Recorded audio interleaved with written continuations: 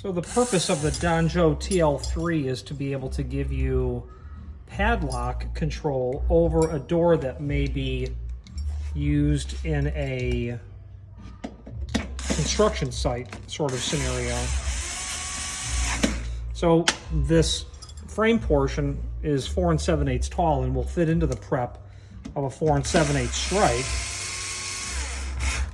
Okay, so that's attached. Then we're going to go over to the edge of the door and we're going to install the door portion. Okay, installs like that.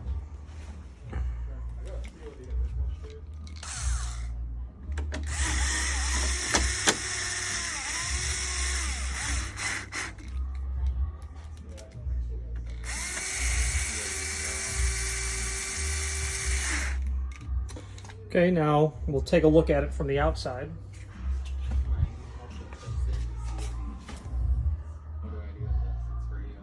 Wait. And that shows you how to install this TL-3 and what it looks like on the door. So at this point is all you're going to do is to put a padlock through here. That's it. That completes the installation.